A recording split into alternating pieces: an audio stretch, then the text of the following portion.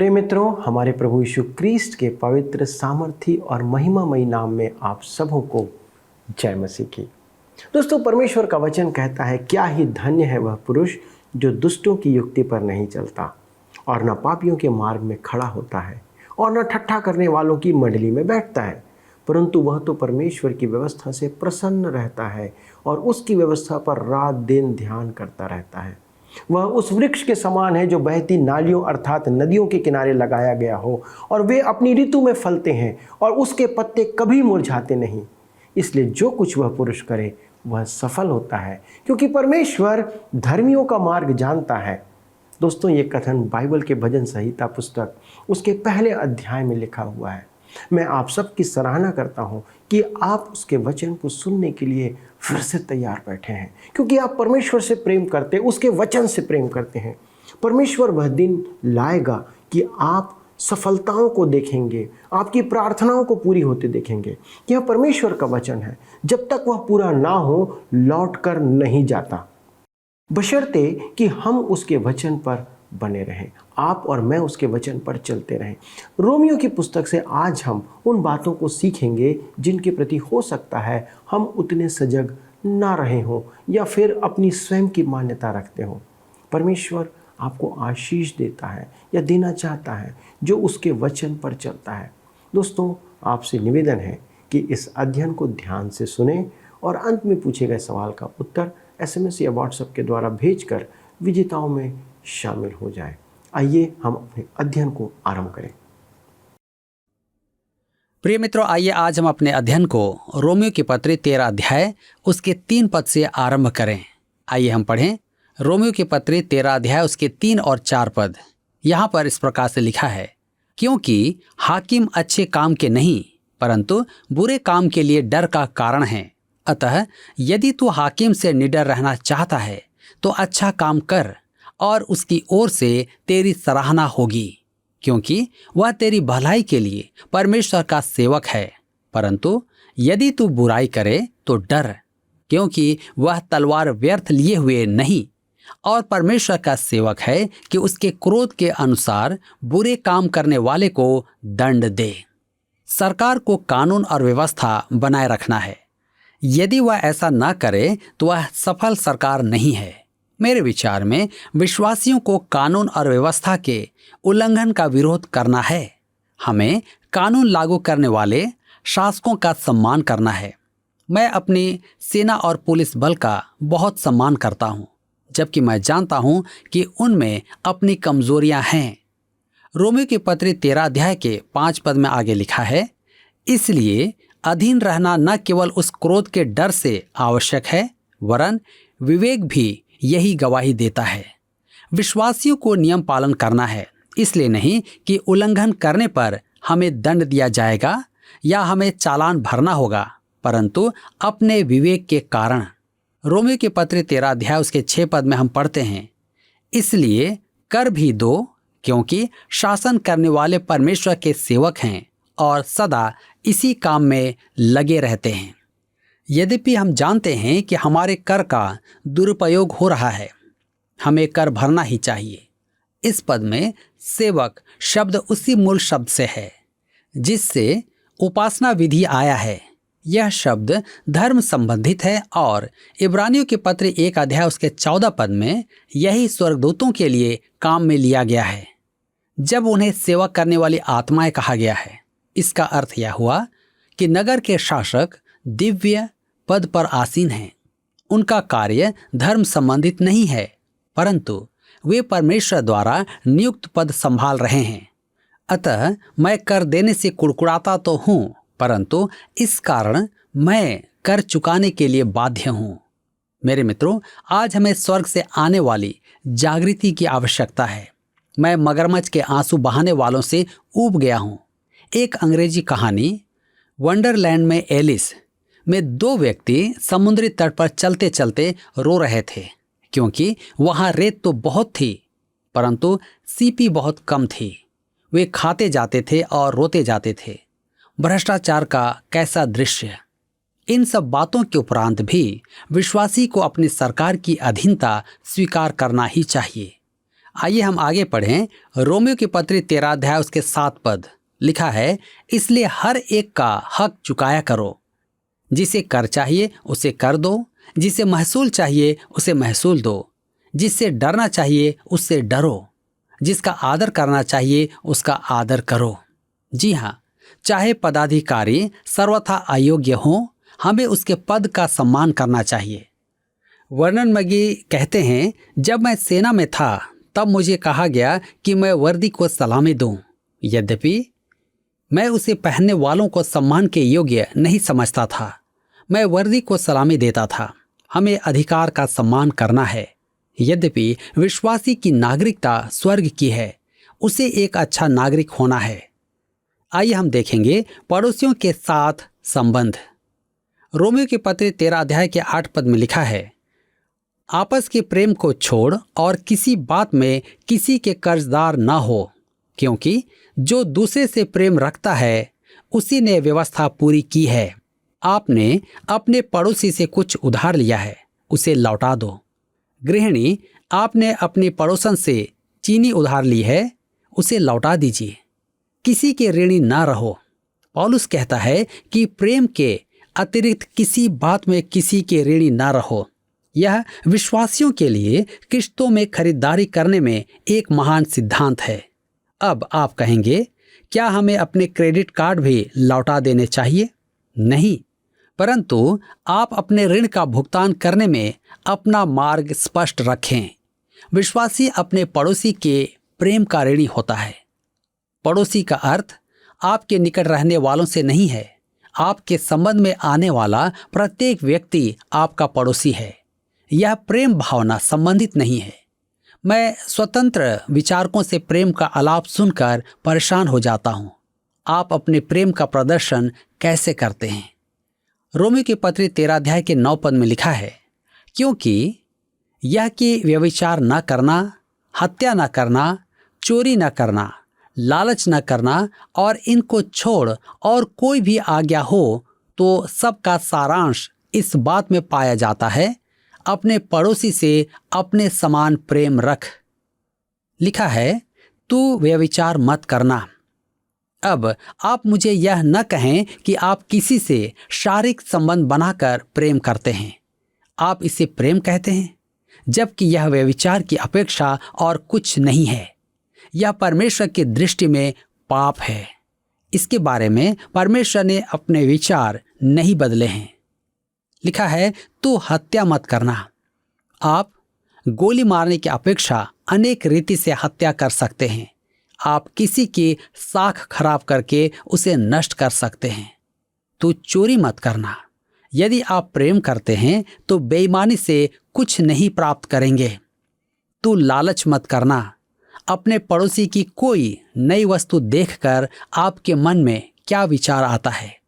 हम सोचते हैं, काश हमारे पास भी वह वस्तु होती। इसका वास्तविक अर्थ यह है कि उनकी वह वस्तु हमें मिल जाए। मेरे मित्रों, पौलुस कह रहा है कि हमारे पड़ोसी से हमारा प्रेम शब्दों की अपेक्षा कामों से प्रकट होता है। वह विश्वासियों की व्यवस्था का दास नहीं बना रहा है। वह कह रहा है कि प्रेम का प्रगटीकरण है व्यभिचार न करना, हत्या न करना, चोरी न करना, लालच न करना। आप जितना चाहें प्रेम की चर्चा करें, परंतु यदि आपने ऐसे कर्म किए तो आपके मन में पड़ोसी के लिए प्रेम नहीं है। रोमियो के पत्र 13 अध्याय के 10 पद में लिखा है, प्रेम पड़ोसी की कुछ बुराई नहीं करता, इसलिए प्रेम रखना व्यवस्था को पूरा करना है। पड़ोसी से प्रेम करना व्यवस्था पालन है। यह प्रेम आत्मा का फल है। रोमियो की पत्री 13 अध्याय उसकी 11 और 12 पद में लिखा है, समय को पहचान कर ऐसा ही करो, इसलिए कि अब तुम्हारे लिए नींद से जाग उठने की घड़ी आ पहुंची है। क्योंकि जिस समय हमने विश्वास किया था उस समय के विचार से अब हमारा उद्धार निकट है। रात बहुत बीत गई है और दिन निकलने पर है, इसलिए हम अंधकार के कामों को त्याग कर ज्योति के हथियार बांध लें। पौलुस ने लगभग 2000 वर्ष पूर्व यह बात कही थी और आज निश्चय ही हमें इस युग में इसे अधिक महत्व के साथ कहना है। मेरे शब्दों में यह इस प्रकार है, यह कि समय या काल को समझते हुए समय आ गया है कि आप नींद से जाग जाएं, क्योंकि अब हमारा उद्धार हमारे विश्वास करने के समय की तुलना में अधिक निकट है।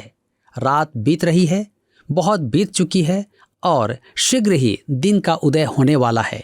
अतः हम अंधकार के कामों को त्याग दें और ज्योति का कवच धारण करें। इस अंतिम भाग में विश्वासी को जगाने के लिए अलार्म बज रहा है, क्योंकि वे संसार में सो गए हैं और इसे अतिरिक्त प्रोत्साहन को कि अपना संपूर्ण व्यक्तित्व परमेश्वर को सौंप दें भूल चुके हैं। मेरे मित्रों, यह परमेश्वर के संतान के लिए सांसारिक जीवन जीने का समय नहीं है। मेरे विचार में अनेक धनवान विश्वासी मसीह के आगमन पर किंग कर्तव्य विमूढ़ हो जाएंगे। आपके बैंक में कितना पैसा होगा? क्या आप अपना समय और संपदा परमेश्वर के लिए काम में ले रहे हैं? इसलिए हे भाइयों, मैं तुम्हें परमेश्वर की दया स्मरण दिलाकर विनती करता हूं कि तुम अपना संपूर्ण व्यक्तित्व, अपना सर्वस्व परमेश्वर के अधीन कर दो। यह तर्क सम्मत है, यह बुद्धिमानी है। मेरे विश्वासी मित्रों, आपसे यही करने की आशा है। यदि हम मसीह के लौटने की प्रतीक्षा कर रहे हैं तो हमारा जीवन पवित्र रहे। पहला यूहन्ना के पत्र 3 अध्याय उसके 3 पद में लिखा है, और जो कोई उस पर यह आशा रखता है वह अपने आप को वैसा ही पवित्र करता है जैसा वह पवित्र है। वे जो तलाक लेते हैं और संसार के सदृश जीवन जीते हैं और सहस्त्र वर्षों पूर्व और महाक्लेश के पूर्व होने का दावा करते हैं तथा मसीह के तुरंत आगमन की प्रतीक्षा करते हैं, तो वे सत्यनिष्ठ नहीं हैं। यूहन्ना कहता है कि ऐसा मनुष्य झूठा है। मेरे मित्रों, जाग उठो। आइए हम इस पल परमेश्वर के लिए जिएं। रोमियो के पत्र 13 अध्याय के 13 पद में लिखा है, जैसा दिन को शोभा देता है वैसा ही हम सीधी चाल चलें, न कि लीला क्रीड़ा और पियक्कड़पन में, न व्यभिचार और लुचपन में, और न झगड़े और डाह में। दूसरे शब्दों में, हम उस युग के लोगों की नाई सम्मानित जीवन जिएं, भोग विलास में नहीं, मद व्यसन में नहीं, व्यभिचार में नहीं, दुराचार में नहीं, कलह और ईर्ष्या में नहीं। हम रात के जीवन के बारे में बहुत सुनते हैं। विश्वासी दिन की पहचान है, वह दिन का होने का सा व्यवहार करता है। रोमी के पत्र 13 अध्याय के 14 पद में आगे लिखा हुआ है, वरन प्रभु यीशु मसीह को पहन लो और शरीर की अभिलाषाओं को पूरा करने का उपाय न करो। मेरे मित्रों, यह कैसी विडंबना है कि अनेक विश्वासी देह के लिए सब कुछ कर रहे हैं, परंतु प्रभु की उपस्थिति में जाने का कोई प्रावधान नहीं करते हैं।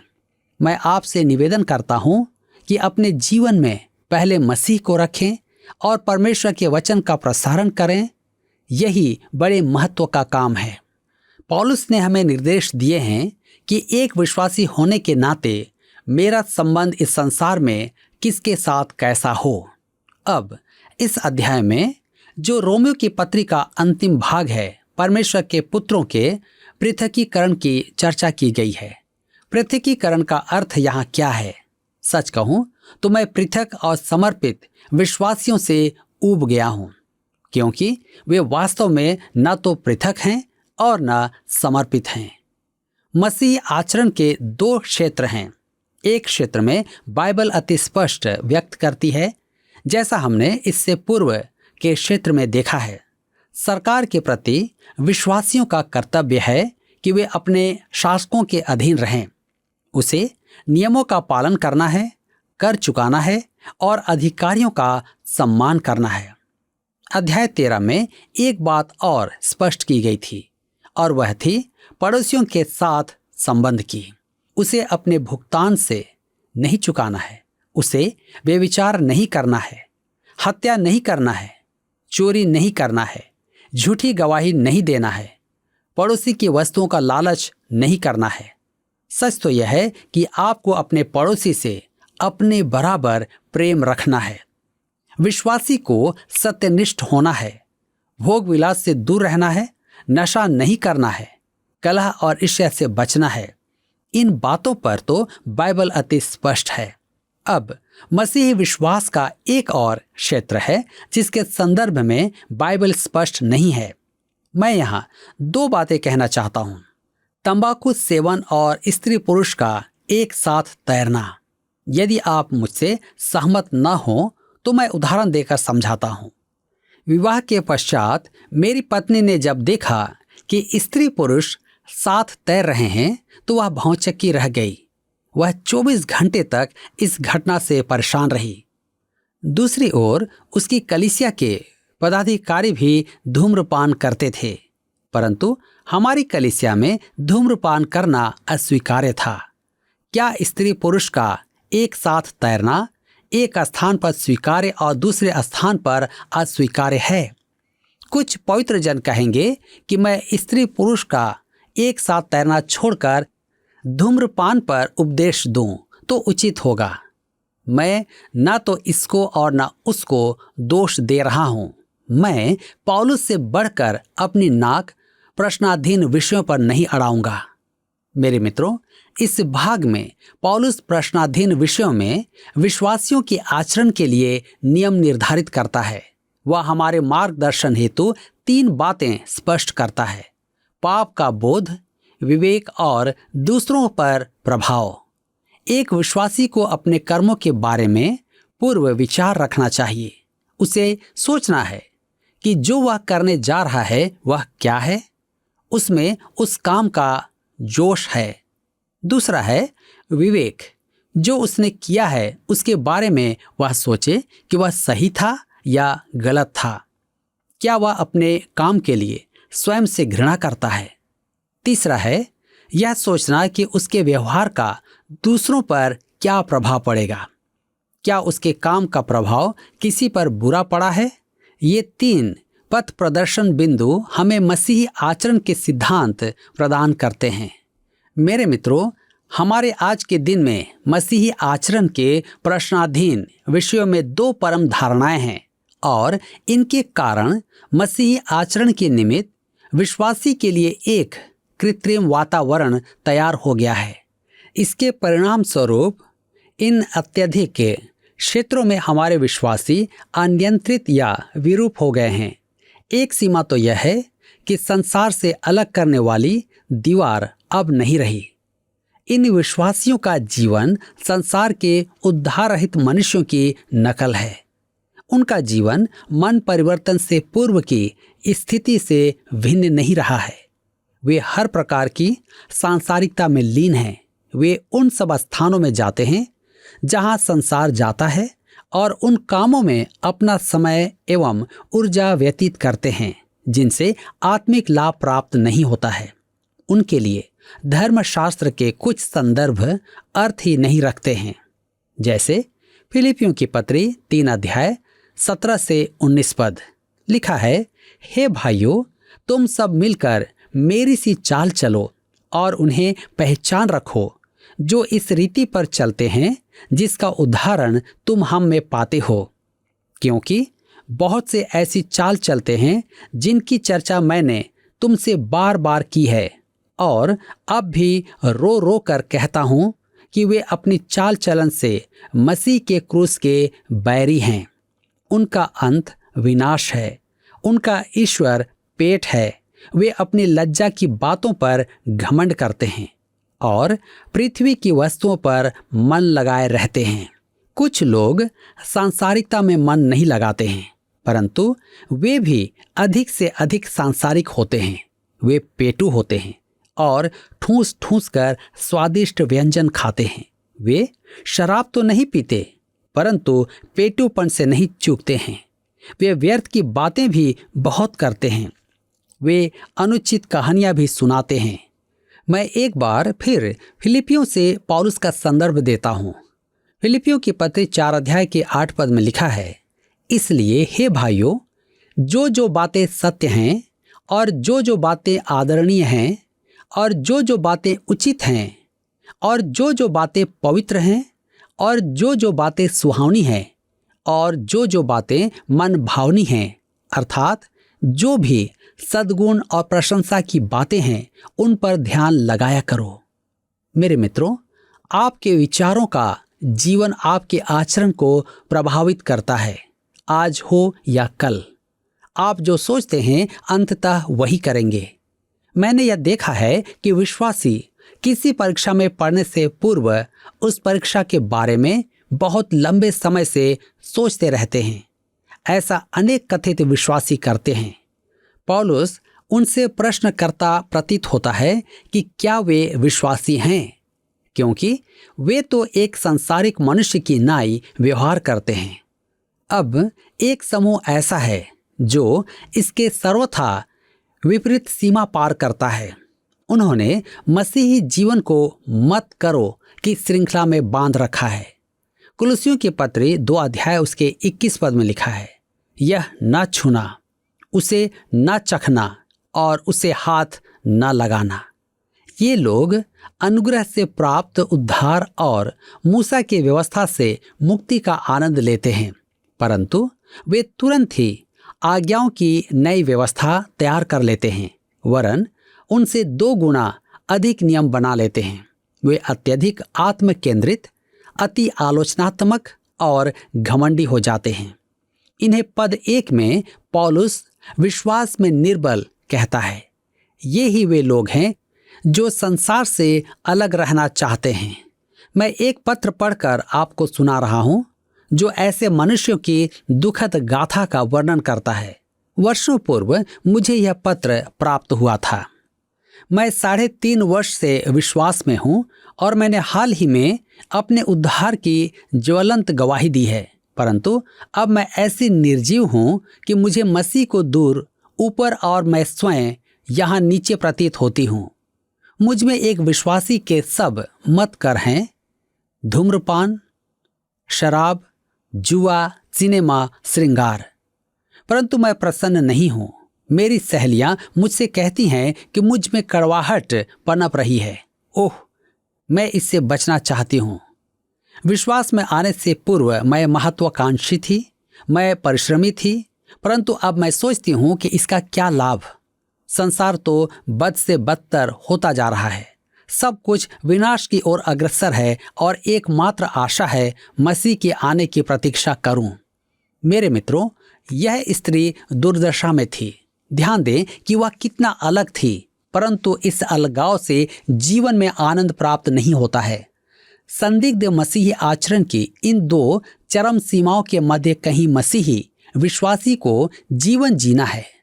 विश्वासी को अपने जीवन की नाव इन दोनों संकटों के बीच से निकालना है।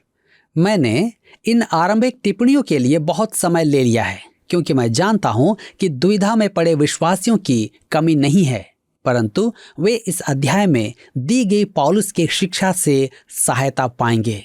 मुझे आशा है कि आपने भी अवश्य ही इसका लाभ उठाया है। पिछले प्रश्न का उत्तर है ए। अविश्वासियों के साथ अध्याय 12 के अंत में पौलुस हमें अविश्वासियों के साथ हमारे संबंधों के विषय में शिक्षा देता है। आज का प्रश्न है, हमारे पड़ोसियों के प्रति कौन सा भाव हमें व्यवस्था पूरी करने में सहायता करता है? ए. आदर, बी. दया, सी. प्रेम, डी. सहनशीलता। मित्रों, इस प्रश्न का उत्तर हमें कल सुबह 6 बजे से पहले विकल्प ए, बी, सी या डी के साथ अपना नाम, पता, स्थान के साथ 9651433397 पर SMS या WhatsApp करें। सभी विजेताओं को विशेष पुरस्कार प्रदान किए जाएंगे। धन्यवाद। क्या आपको यह कार्यक्रम पसंद आया? अभी हमें एक मिस कॉल करें और आप अगले विजेता हो सकते हैं।